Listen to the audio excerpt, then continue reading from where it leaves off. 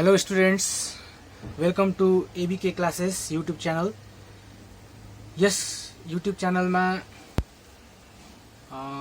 Taxation and ऑडिटिङ सम्बन्धी BBS third year को विभिन्न च्याप्टरहरुको बारेमा अनलाइन क्लास सर्ट क्लासहरु लिँदै आइरहेका छौं।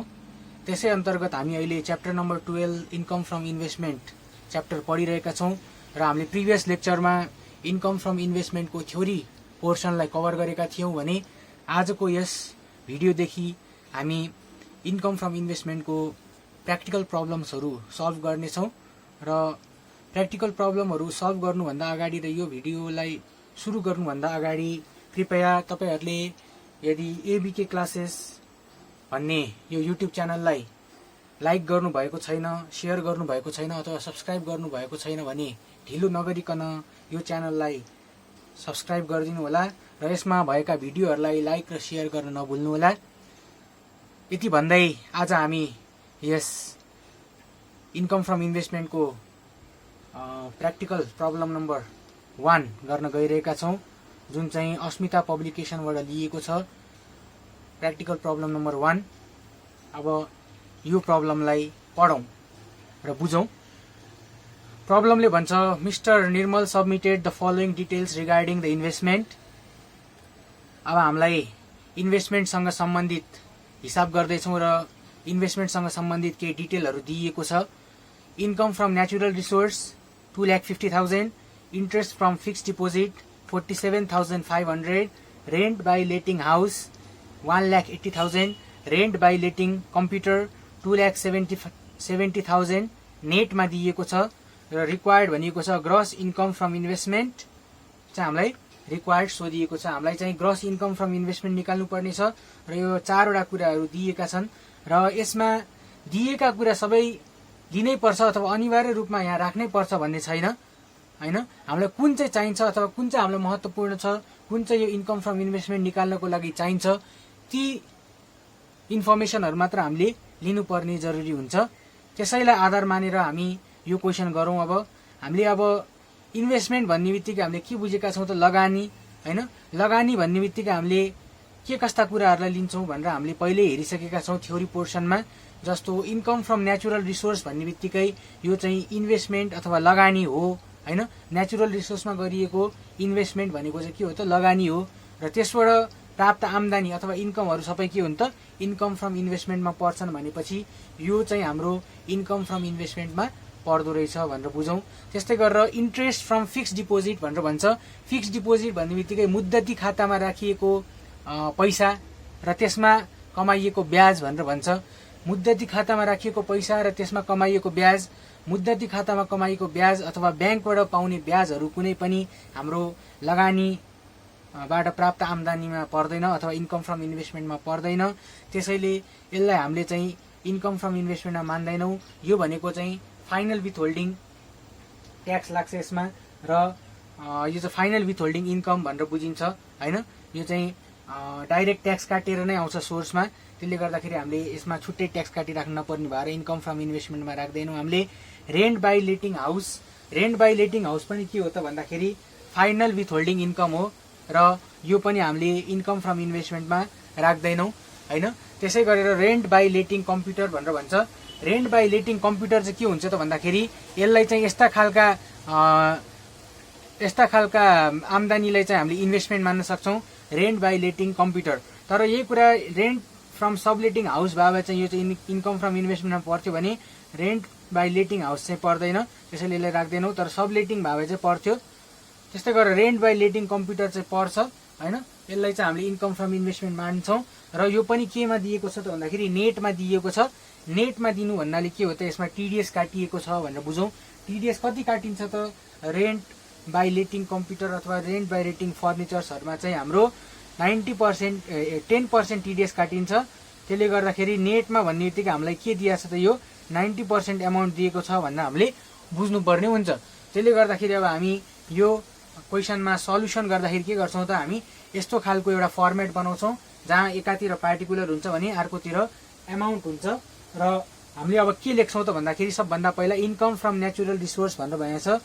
यो चाहिँ हामी लेख्छौं income from natural resource income from natural resource चाहिँ हामीले इन्कम फ्रम इन्भेस्टमेन्टमा पर्छ भनेको थियौँ र यसको हामीलाई कति दिएको छ त एमाउन्ट भन्दाखेरि 2,50,000 दिएको छ। यो टोटल एमाउन्टै हामीले राख्छौँ। सेकेन्डमा इन्ट्रेस्ट फ्रम फिक्स डिपोजिट नराख्ने भनेको थियौँ, त्यसैले हामीले यसलाई राख्दैनौँ। त्यस्तै गरेर रेन्ट बाई लेटिङ हाउसेस पनि राख्दैनौँ। त्यस्तै गरेर रेन्ट बाई लेटिङ कम्प्युटर भनेर राख्छौँ हामीले, रेन्ट बाई लेटिङ कम्प्युटर। हामीलाई यो नेटमा दिएको छ भनेपछि हामीले यसलाई ग्रसमा निकाल्छौँ।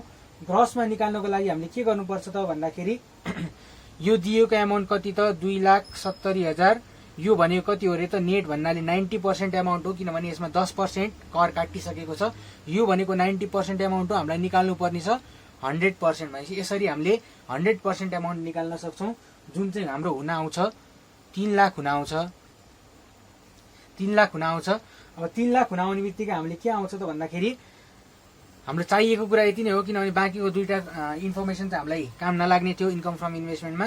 भनेपछि हामीलाई यति चाहिँ हामीलाई चाहिने रहेछ भनेपछि हाम्रो के आयो त निकाल्नु पर्ने थियो हामीले ग्रस इन्कम फ्रम इन्भेस्टमेन्ट निकाल्नु पर्ने थियो। अब दुईटालाई जोडिदिनुहोस्, 3 लाख र 2,50,000लाई जोडिदिउँ। त्यो गर्दाखेरि हाम्रो कति आउँछ त 5,50,000 आउँछ। यो चाहिँ हाम्रो के भयो त भन्दाखेरि ग्रस इन्कम फ्रम इन्भेस्टमेन्ट भयो हाम्रो। यसरी चाहिँ हामीले यो प्रब्लम नम्बर 1 लाई अत्यन्त सजिलोसँग यसरी गर्न सक्छौँ। अब हामी हेरौँ next question. Problem number 3, practical problem number 3 हेरौँ। अघि हामीले प्र्याक्टिकल प्रब्लम नम्बर 1 गऱ्यौँ। अब 3 हेरौँ। यो पनि अलिकति त्यस्तै खाले तर अलिकति कम्प्लेक्स छ। Mister Dhakal furnish the following information. हामीलाई एउटा ढकाल भन्ने मान्छेको एउटा सर्टेन इन्फर्मेसनहरू दिएको छ, इन्कम र उसको एक्सपेन्सेसहरू। Interest on fixed deposit net भनेर दिएको छ हामीलाई 9,500। Interest on private money lending भनेर दिएको छ हामीलाई 1,18,250 दिएको छ प्राइभेट मनी लेन्डिङको interest. Payment receive for natural resource भनेर दिएको छ 1,42,500। रोयल्टी इन्कम भनेर दिएको छ 2,22,500। डिभिडेन्ड फ्रम रेसिडेन्ट कम्पनी दिएको छ, नेटमा हामीलाई दिएको छ 7,600। त्यस्तै गरेर हाउस रेन्ट रिसिभ नेटमा दिएको छ हामीलाई 45,000। त्यस्तै गरेर एक्सपेन्सेस दिएको छ हामीलाई interest collection charge on private money lending भनेर दिएको छ 2,500 दिएको छ interest collection charge on private money lending. त्यस्तै गरेर expenses related to natural resource भनेर हामीलाई 4,500 दिएको छ। डिभिडेन्ड कलेक्सन चार्ज भनेर 400 दिएको छ। त्यस्तै गरेर रोयल्टी कलेक्सन चार्ज 2,000 दिएको छ। हामीलाई निकाल्न भनेको छ एसेसेबल इन्कम फ्रम इन्भेस्टमेन्ट निकाल्न भनेको छ। अब हामीले के पर्छ के पर्दैनौ भनेर हामीले साधारण जानकारी लिउँ। हामीले के चाहिँ हामीले इन्कम फ्रम इन्भेस्टमेन्टमा समावेश गर्न मिल्छ र के मिल्दैन भनेर हामी हेरौँ। इन्ट्रेस्ट अन फिक्स डिपोजिट भनेर भनेको छ। इन्ट्रेस्ट अन फिक्स डिपोजिट हामीले अघि न पनि भनिसक्यौँ, ब्याङ्कबाट प्राप्त हुने इन्ट्रेस्ट त्यसमा चाहिँ जहिले पनि हाम्रो के हुन्छ त भन्दाखेरि टिडिएस काटेर आएको हुन्छ, ट्याक्स काटेर आएको हुन्छ सोर्समा। त्यसले गर्दाखेरि हामी फेरि यसलाई इन्कम फ्रम इन्भेस्टमेन्टमा लिँदैनौँ, मान्दैनौँ। त्यस्तै गरेर interest on private money lending भनेर भन्छ। हामीले थ्योरी पढ्दाखेरि पनि प्राइभेट पार्टीलाई कुनै हामीले साथीभाइलाई यदि कुनै ब्याजमा पैसा दिएका छौँ होइन, ब्याज लिने गरेर पैसा दिएका छौँ र त्यसमा यदि त्यो पैसामा हामीले यदि ब्याज कमायौँ भने त्यो भनेको चाहिँ के हो त भन्दाखेरि इन्कम फ्रम इन्भेस्टमेन्टै मानिन्छ। त्यसले गर्दाखेरि यसलाई मान्छौँ। Payment receive for natural resource. अघिको क्वेसनमा पनि हामीले नेचुरल रिसोर्ससँग सम्बन्धित कुनै पनि पेमेन्ट छ भने हामीले त्यसलाई लिन्छौँ भनेर भनेका थियौँ, त्यसलाई इन्कम फ्रम इन्भेस्टमेन्ट मान्छौँ भनेका थियौँ। त्यसले गर्दाखेरि यसलाई पनि मान्छौँ। रोयल्टी इन्कम भनेर भन्छ। रोयल्टी इन्कममा पनि हामीले के हुन्छ त भन्दाखेरि कुनै पनि खालको रोयल्टी इन्कमहरू पनि हाम्रो के हो त भन्दाखेरि एक प्रकारको इन्भेस्टमेन्ट गरेका छौँ हामीले रोयल्टीका लागि र त्यसबाट हामीले इन्कम कमाएका छौँ भने त्यसलाई पनि हामीले लिन्छौँ, रोयल्टी इन्कम पनि मान्छौँ। डिभिडेन्ड फ्रम रेसिडेन्ट कम्पनी भनेर भन्छ। डिभिडेन्ड कुनै रेसिडेन्ट कम्पनीबाट प्राप्त छ, डिभिडेन्ड छ भने त्यसलाई हामीले कहिले पनि लिँदैनौँ भनेर भनेका छौँ। नन रेसिडेन्ट कम्पनी छ भने मात्र लिन्छौँ, रेसिडेन्ट कम्पनी छ भने हामीले dividend receive from resident company हामीले इन्कम फ्रम इन्भेस्टमेन्टमा मान्दैनौँ। त्यस्तै गरेर हाउस रेन्ट रिसिभ अहिलेको केसमा पनि हामीले मानेका थिएनौँ, यो केसमा पनि हामी मान्दैनौँ, हाउस रेन्ट रिसिभ पनि पर्दैन। त्यस्तै गरेर एक्सपेन्सेस साइडमा हेरौँ। Interest collection charge on private money lending. कुनै पनि त्यस्ता एक्सपेन्सेसहरू जुन चाहिँ हाम्रो इन्भेस्टमेन्ट इन्कमसँग रिलेटेड छ। इन्भेस्टमेन्ट इन्कम गर्नका लागि जोडिएर आएका एक्सपेन्सेसहरूलाई हामीले जहिले पनि एक्सपेन्सेसमा मान्छौँ र डिडक्सन गर्न पाउँछ। त्यसले गर्दाखेरि हामीले यसलाई लिन्छौँ। Expenses related to natural resource, हामीले अघि नेचुरल रिसोर्सको माथिपट्टि इन्कम पनि लिएका छौँ, payment receive for natural resource भनेपछि हामीले नेचुरल रिसोर्ससँग रिलेटेड एक्सपेन्सेस पनि हामीले लिन्छौँ। डिभिडेन्ड कलेक्सन चार्ज भनेर भन्छ। डिभिडेन्ड कलेक्सन चार्ज हामीले के छ त भन्दाखेरि रेसिडेन्ट कम्पनीको डिभिडेन्ड कलेक्सन डिभिडेन्ड लिएका थियौँ भनेपछि यसलाई हामीले इन्कम मानेका छैनौँ भनेपछि यसलाई पनि हामीले मान्दैनौँ, यो चार्जलाई पनि एक्सपेन्सेस मान्दैनौँ। त्यस्तै गरेर रोयल्टी कलेक्सन चार्ज हामीले के गरेका छौँ त रोयल्टी इन्कम लिएका छौँ भनेपछि रोयल्टी कलेक्सन चार्ज यो 2000 पनि हामीले के गर्छौँ त एक्सपेन्सेसको रूपमा मान्छौँ। त्यसले गर्दाखेरि हामीले के मान्ने के लिने के नलिने हामीले थाहा भइसक्यो भनेपछि हामीले अब यो हामीले जुन टेबल बनाएका छौँ त्यो टेबलमा चाहिँ हामीले के गर्छौँ त हाम्रो आइटमहरू राख्छौँ। सबभन्दा पहिला हामी इन्कमबाट सुरु गर्छौँ। इन्कम के छ त राख्नुपर्ने भन्दाखेरि interest on private money lending, होइन, interest from private money lending. Interest from private money lending हामी लिन्छौँ 1,18,250 लिन्छौँ। त्यस्तै गरेर payment receive for natural resource पनि लिन्छौँ। Payment received for natural resource, payment receive for natural resource पनि लिन्छौँ हामी 1,42,500। त्यस्तै गरेर हामी रोयल्टी इन्कम पनि लिन्छौँ। रोयल्टी इन्कम पनि लिन्छौँ हामी 2,22,500, यो पनि हामी लिन्छौँ। हामी लिनुपर्ने इन्कमहरू सबै हामीले लिइसक्यौँ। अब हामी हेरौँ, अब हामी एक्सपेन्सेसहरू पनि लिन्छौँ। त्योभन्दा अगाडि हामी के निकाल्छौँ त भन्दाखेरि gross income, income from investment. Gross income from investment हाम्रो कति आयो त यो तीनटै हामी जोडौँ। 1,18,250, 1,42,500 र 2,22,500, यो तीनटैलाई हामी जोडिदिउँ र हाम्रो यसको जोड चाहिँ कति आउँछ त भन्दाखेरि 4,83,250 आउँछ यसको जोड। अब हामीले ग्रस इन्कम फ्रम इन्भेस्टमेन्ट निकालिसक्यौँ। अब हामी एक्सपेन्सेसको साइडमा पनि हेरौँ। एक्सपेन्सेसहरू के छ त भन्दाखेरि इन्ट्रेस्ट कलेक्सन चार्ज छ। Interest collection charge, interest collection charge कति छ त अन प्राइभेट मनी लेन्डिङ 2500। त्यस्तै गरेर अर्को छ expenses related to natural resource, expenses natural resource कति छ 4500, यो पनि हामी राख्छौँ। त्यस्तै गरेर royalty collection charge, royalty collection charge, royalty collection charge हाम्रो छ 2000, यो पनि हामी लिन्छौँ। हाम्रो टोटल डिडक्सन कति हुने भयो त भन्दाखेरि यो माइनस यो गर्दाखेरि हाम्रो कति आउँछ त assessable income from, assessable income from investment, यही नै निकाल्नु पर्ने थियो हामीलाई। एसेबल इन्कम फ्रम इन्भेस्टमेन्ट निकाल्नु पर्ने थियो जुन चाहिँ हुन आउँछ हाम्रो 4,74,250, यो चाहिँ हाम्रो एसेबल इन्कम फ्रम इन्भेस्टमेन्ट हुन आउँछ। हाम्रो निकाल्न भनेको पनि के छ त एसेबल इन्कम फ्रम इन्भेस्टमेन्ट नै निकाल्न भनेको थियो र हामी यसरी चाहिँ हामीले यसको क्याल्कुलेसन गर्छौँ। यसरी चाहिँ हामीले प्रब्लम नम्बर 3 इन्कम फ्रम इन्भेस्टमेन्टको प्रब्लम नम्बर 3 पनि यसरी हामीले सजिलोसँग सल्भ गर्न सक्छौँ। अब हामी हेर्छौँ नेक्स्ट क्वेसन प्रब्लम नम्बर 2, अलिकति फरक छ, यो पनि हामी हेर्नेछौँ।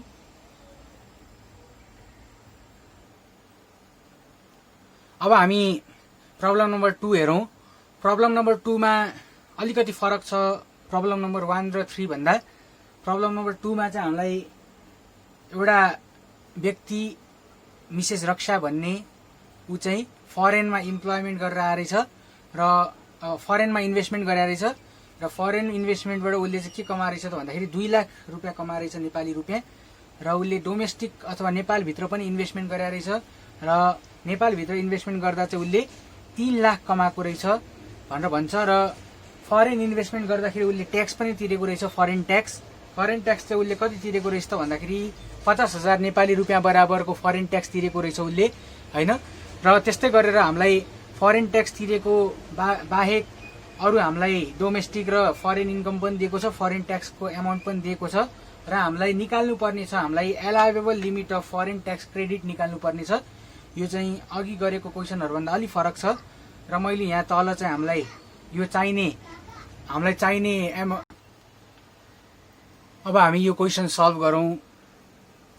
अब सल्भ गर्नको लागि हामीले के गर्नु पर्यो त भन्दाखेरि हामीले दुईटै सोर्सको इन्कमहरु चाहिँ हामी यो टेबलमा लेख्छौं।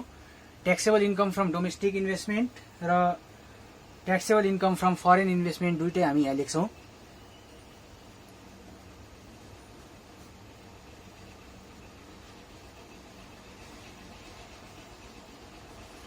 ट्याक्सेबल फ्रम डोमेस्टिक इन्भेस्टमेन्टको ट्याक्सेबल इन्कम हाम्रो छ 3 लाख। त्यस्तै गरेर ट्याक्सेबल इन्कम फ्रम फरेन हाम्रो फरेन इन्भेस्टमेन्टको ट्याक्सेबल इन्कम हाम्रो 2 लाखको छ। हामी त्यो लेखिसकेपछि हामी अब टोटल ट्याक्सेबल इन्कम निकाल्छौं। टोटल ट्याक्सेबल इन्कम दुईटै जोड्दाखेरि हाम्रो के हुन्छ त भन्दाखेरि 5 लाखको टोटल ट्याक्सेबल इन्कम आउँदो रहेछ। टोटल ट्याक्सेबल इन्कम 5 लाख आइसकेपछि हामीलाई निकाल्न भनेको चाहिँ हाम्रो के छ त भन्दाखेरि allowable limit of foreign tax credit निकाल्न भनेको छ।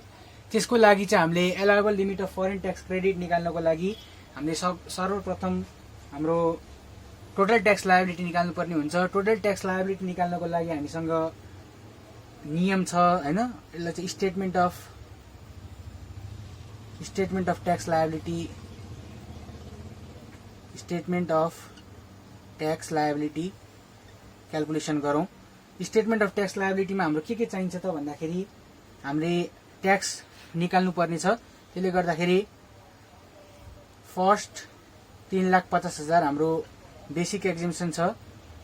फर्स्ट 3,50,000 @ निल, यहाँ चाहिँ निल ट्याक्स, किन भन्दाखेरि इन्कम फ्रम इम्प्लोइमेन्टमा मात्र @1% लाग्छ। बाँकीको हेडहरुमा income from business, income from इन्भेस्टमेन्टहरुमा चाहिँ हाम्रो के छ त भन्दाखेरि @निल अथवा 0% फर्स्ट बेसिक एक्जिम्सन लिमिटमा निल ट्याक्स लाग्दो रहेछ, ट्याक्स लाग्दैन भनौं। त्यस्तै गरेर नेक्स्ट 1 लाखमा हाम्रो @10% ट्याक्स लाग्छ, जुन हुन आउँछ हाम्रो 10,000 र हाम्रो रिमेनिङ एमाउन्ट कति छ त रिमेनिङ हाम्रो 5 लाख हो टोटल ट्याक्सेबल इन्कम। हामीले 3,50,000 गर्यौं, 1 लाख गर्यौं भन्नाले 4,50,000 भइसक्यो भनेपछि रिमेनिङ हाम्रो 50,000 @20% हामीले गर्छौं। 50,000 मा 20% ट्याक्स लाउँदाखेरि 10,000 हुन आउँछ र हाम्रो टोटल ट्याक्सेबल अथवा टोटल ट्याक्स लायबिलिटी हाम्रो के हुन आउँछ त भन्दाखेरि ट्याक्स लायबिलिटी 20,000 को हुन आउँछ। 20,000 को ट्याक्स लायबिलिटी हुन आउँछ र हामीले ट्याक्स लायबिलिटी 20,000 निकालिसकेपछि हाम्रो फरेन ट्याक्स क्रेडिटको कुराहरु आउँछ। Foreign tax allowable limit of foreign tax credit कति पाउने त भनेर हामीले क्वेसनमा सोधेको छ। फरेन ट्याक्स क्रेडिट कति पाउने त भन्दाखेरि हाम्रो अब यो फर्मुला हामीलाई चाहिन्छ, जुन चाहिँ एलाउएबल फरेन ट्याक्स क्रेडिटको फर्मुला के छ त average rate into foreign income हैन। एभरेज रेट कति आउँछ र foreign income from foreign source कति छ हाम्रो यो केसमा फरेन इन्भेस्टमेन्टमा 2 लाख इन्कम छ, यो 2 लाख एमाउन्ट र एभरेज रेट चाहिँ हामीले निकाल्नु पर्ने हुन्छ। एभरेज रेट निकाल्नको लागि अर्को फर्मुला छ, जुन चाहिँ हाम्रो एभरेज रेटको फर्मुला के छ त भन्दाखेरि total tax liability upon total taxable income भनेर भन्छ। टोटल ट्याक्स लायबिलिटी हाम्रो कति छ त भन्दाखेरि हाम्रो यो केसमा 20,000 टोटल ट्याक्स लायबिलिटी छ र टोटल ट्याक्सेबल इन्कम हाम्रो छ 5 लाख छ भन्नाले हामीले यो एमाउन्टहरु राख्छौं 20,000 र 5 लाख। यो दुईटा गर्दाखेरि हाम्रो 20,000 डिवाइड बाइ 5 लाख गर्दाखेरि अथवा total tax liability upon total taxable income गर्दाखेरि हाम्रो कति आउँछ त भन्दाखेरि रेट चाहिँ हाम्रो 4% आउँछ र यो रेट आइसकेपछि हाम्रो यो एभरेज ट्याक्स रेट आयो 4% र इन्कम फ्रम फरेन इन्भेस्टमेन्ट कति छ त 2 लाख छ भन्नाले 2 लाखको 4% निकाल्नु पर्ने हुन्छ हामीले 2 लाखको 4% निकाल्दाखेरि 8,000 हैन अथवा 50,000 यो 50,000 कहाँबाट आयो त भन्दाखेरि 50,000 भनेको tax paid to foreign government छ यो 4% अफ 2 लाख चाहिँ 8,000 आयो र 50,000 चाहिँ के त foreign tax paid to government हैन tax paid to foreign government 50,000 यो दुईटामा व्हिचएभर इज लोअर हुन्छ त्यसलाई चाहिँ हामीले यहाँ राख्छौं फरेन ट्याक्स क्रेडिट भनेर 8,000 र 50,000 मा कुन चाहिँ लोअर छ त भन्दाखेरि 8,000 लोअर छ त्यसैले 8,000 चाहिँ हामीले के गर्छौं त फरेन ट्याक्सको रूपमा यता ल्याएर राख्छौं त्यसका लागि चाहिँ अब हामी टोटल ट्याक्सेबल ट्याक्स लायबिलिटी 20,000 आथ्यो हामीले लेस के गर्छौं त अब फरेन ट्याक्स क्रेडिट यो चाहिँ हाम्रो वर्किङ नोट 1 मा हैन यो चाहिँ हाम्रो वर्किङ नोट 1 बनाछौं हामीले यो वर्किङ नोट 1 बाट हामीले लिएका छौं foreign tax credit whichever is lower हैन लोअर चाहिँ हाम्रो के आयो त भन्दाखेरि 8,000 चाहिँ हाम्रो लोअर आयो हामीले 8,000 लाई चाहिँ के गर्छौं त 20,000 बाट माइनस गर्छौं र बाँकीको हामीले के लेख्छौं त